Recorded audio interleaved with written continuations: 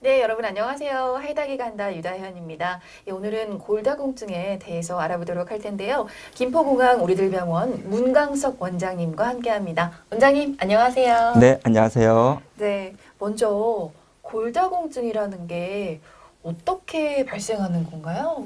네, 골다공증은 다양한 골대사 질환 중에서 가장 흔한 질환 중에 하나입니다. 네. 특히 골량의 감소와 미세 구조의 이상을 특징으로 하는 전신적인 골격계 질환입니다. 결과적으로 뼈가 약해져서 부러지기 쉬운 상태가 되는 질환을 골다공증이라고 정의를 합니다. 주로 폐경기 이후의 여성이나 고령의 남녀에게 호발하며 호르몬 감소로 인해 여자가 더 많은 빈도를 보입니다. 유전이나 운동 습관, 영양 상태, 약물 사용 등 다양한 요소에 의해서 결과적으로 골 형성보다 골 흡수가 증가되어 뼈의 밀도 및 강도가 저하되며 부러지기 쉬운 상태가 되는 질환을 골다공증이라고 할 수가 있겠습니다. 네, 그럼요. 골다공증 환자의 뼈는 어떻게 생겼는지도 궁금해요. 네, 제가 사진을 준비했는데 네. 이 사진에서 보시는 것처럼 정상 환자에 비해서 골다공증 환자는 뼈의 구멍이 크고 골량이 현저히 줄어든 것이 보입니다. 따라서 이런 골다공증의 뼈에서는 약한 충격에도 쉽게 골절이 일어납니다. 골다공증성 골절로 병원에 많이들 오시는데 넘어지거나 기침을 한 후에도 발생한 경우가 있으며 심지어는 본인이 다친 것도 모르는 경우도 있었습니다.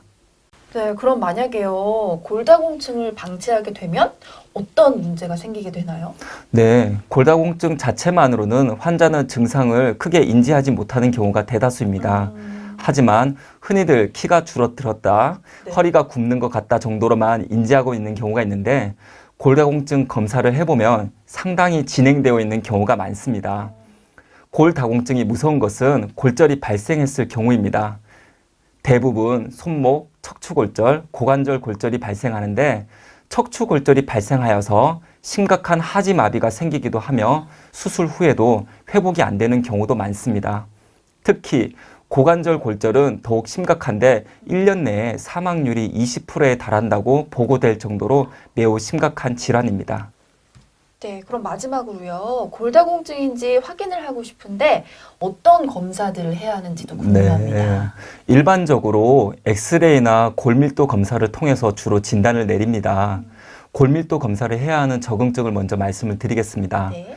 연령에 상관없이 6개월 이상 무월경을 보이는 여성, 폐경 여성도 포함되고요. 65세 이상의 여성과 70세 이상의 남자, 방사선 소견상에서 척추 골절이나 골다공증이 의심되는 환자, 2차성 골다공증이 의심되는 환자, 이런 경우에는 골밀도 측정에 적응증이 되겠습니다. 골밀도 측정법은 듀얼 에너지 엑스레이 업소션 미트리, 줄여서 덱사라고 말을 하는데요. 이중 에너지 방사선 흡수법이 표준으로 사용됩니다. 주로 척추와 대퇴골에서 측정하며 골밀도 수치가 낮게 나온 부위를 기준으로 진단을 합니다.